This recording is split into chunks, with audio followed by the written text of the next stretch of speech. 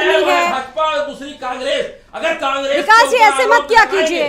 विकास जी एक बार आपसे कह रही हूं मैं कि दूसरे व्यक्ति को भी बोलने का मौका दीजिए, सुन तो लिया करिए, कम से कम एक बार शुरू हो जाते हैं। आप ही तो नहीं डिबेट को मुद्दे से डिरेल करा रहे मैं हैं। कौन सा डिरेल और करा रही हूँ? आप देख लोग रहे हैं मुद्दे जो पर बोलना शोर कहाँ मचा रहे हैं चाहते मेरे हैं? समय नहीं पर। नहीं, ये कोई अगर बात मेरे नहीं। समय पर नहीं शोर नहीं मचा नहीं रहे हैं तो नहीं, उनका देखिए उनका पहले आपको ऑडियो बुलाया डाउन गया कीजिए। है तो आपको अपने अगर समय मैं पर उनके बोलना होगा। समय नहीं पर नहीं मेरा नहीं, ऑडियो ठीक है डाउन ठीक करिए, है। अगर वो बोल रहे हैं तो मेरे रियाज ऊपर साहू जी, ऑडियो डाउन कीजिए। नहीं नहीं, अगर ठीक है, ऑडियो डाउन ठीक नहीं है। होगा तो कांग्रेस की आवाज दबा नहीं पाओगे। ठीक है, आप अपनी बात कंप्लीट कीजिए क्योंकि मेरे पास समय आप नहीं सोनिया है, गांधी जी की समय नहीं शहादत को है। मत मानिए क्योंकि आपसे उम्मीद आप लोग देखिए, आप लोग विषय पर बात नहीं करना चाहते हैं, विषय पर बात नहीं करना चाहते हैं आप लोग। सोनिया गांधी शहीद हो आप लोग विषय पर बात ही नहीं करना चाहते हैं। बात हो रही है, आप लोगों से पूछे जा रहे हैं सवाल 2024 की तैयारी के मद्देनजर आप लोग कहां पर ले जा रहे हैं इस बात को। ठीक है, अब आप कंप्लीट हो गया, एक रिएक्शन इस पर दीजिए सर। वक्त इजाजत नहीं दे रहा आगे बढ़ने की, प्लीज। डीआर साहू जी, 2024 के लिए तैयारियां तमाम दल कर रहे हैं, आप कहां देख पा रहे हैं सब? अभी 2024 की चुनाव की जो प्रक्रिया है उसके लिए सब लोग अपने अपने कमर कस रहे हैं और अपने जूते को पॉलिश कर रहे हैं, एक तरह से देखा जाए। लेकिन बात ये नहीं है, बात ये है कि अब उत्तर प्रदेश और जो मध्य प्रदेश और राजस्थान जो भी हमारी उत्तरी भारत है, उसी उत्तरी भारत को यदि देखें तो भारत की राजनीति की तस्वीर यदि बदलेगा तो इसी तरह से जो गंगा के आसपास किनारे से जो पूरे हमारे राज्य है उन सभी राज्यों की एक महत्वपूर्ण भूमिका रहेगी। और उस राज्य की भूमिका जो रहेगी और जिसको हम सेंट्रल इंडिया कहें चाहे नॉर्थ इंडिया कहें, चाहे वो उस तरह से यदि हम देखेंगे स्ट्रैटेजिकली आज भारतीय जनता पार्टी अपने चुनाव की मिशन में बहुत आगे है। और जहाँ तक संगठन, जहाँ तक विचारधारा, जहाँ तक सांगठनिक ढांचा है और जहाँ तक तृणमूल स्तर पे या जो ग्रासरूट लेवल पे जो सांगठनिक ढांचा है, इसमें हम कह सकते हैं कि एक राष्ट्रीय दल के रूप में आप मनोबल बढ़ाने की सर बात कर रहे हैं, वही मैं सवाल कांग्रेस से पूछने जा रही थी लेकिन सर सुनना ही नहीं चाह रहे थे। सर वही सवाल है, सुन लीजिए, सवाल वही है। आपके कार्यकर्ताओं का मनोबल टूट चुका है, प्रदेश की तो सर ये स्थिति है, मनोबल को कैसे बढ़ाएंगे, यही सवाल कपीश जी से है। हालांकि अखिलेश यादव लगातार कोशिश कर रहे हैं। 30 सेकंड में अपने सवाल का जवाब दीजिए क्योंकि वक्त नहीं है सर मेरे पास। कपीश जी से उसके बाद ठीक है, कंप्लीट कीजिए, 30 सेकंड। जनता पार्टी बुरी तरीके से वहां पराजित हुई है और राजस्थान, मध्य प्रदेश, कर्नाटक, गुजरात, कपीश जी आप बताइए, जनता ने कांग्रेस के मनोबल कैसे बढ़ा रहे हैं कार्यकर्ताओं का? और आपने पहली चीज हमारा मनोबल नहीं है, वक्त नहीं है। कपीश जी कंप्लीट कीजिए। हमारा मनोबल टूटा ही नहीं, आपका मनोबल खुद हमारा मनोबल सदैव एक जैसा है। और अगर ना होता तो हम 57 सीट उत्तर प्रदेश में भारतीय जनता पार्टी को कम कैसे कर देते। नरेंद्र मोदी जी के अपने चुनावी क्षेत्र में हमने दोनों एमएलसी की सीटें जीतने का काम किया है, चाहे वो स्नातक हो चाहे शिक्षक हो। तो इनसे पूछना चाहिए कि इनका मनोबल कहां पर खड़ा है, क्योंकि इनका मनोबल तो सीबीआई के साथ है और प्रवर्तन दल के साथ है। इसीलिए महाराष्ट्र में गिराते हैं, उसके बाद झारखंड मुक्ति मोर्चे पहुंच जाते हैं, उसके बाद बंगाल पे पहुंच जाते हैं। उससे पहले इन्होंने जिस तरीके से मध्य प्रदेश के अंदर इन्होंने किया वो सामने है। तो ये हंसने वाली बात नहीं है, इसको कहते हैं कि अब मैं क्या कहूं आपको कि ये राजनीति का इतना गिरा हुआ स्तर है जिसमें भारत की संवैधानिक संस्थाओं को चोट पहुंचा के हंस रहे हैं। और ये नाथूराम गोडसे के लोग हैं जिन्होंने कभी अपने तिरंगा को अपमान ही सदैव किया, अपने आप फहराया नहीं, अधिनायकवादी कहते रहे। इनके सावरकर और गोलवलकर, ठीक है, बहुत शुक्रिया, बहुत शुक्रिया कपीश जी, बहुत शुक्रिया आप सभी मेहमानों का हमारे साथ इस चर्चा में शामिल होने के लिए। बहुत बहुत शुक्रिया आप सभी का, बहुत शुक्रिया। तो मंथन लगातार चल रहा है, हालांकि तमाम चीजें इसको लेकर सामने भी आ रही हैं। फिलहाल कुरुक्षेत्र में इतना ही, दीजिए इजाजत।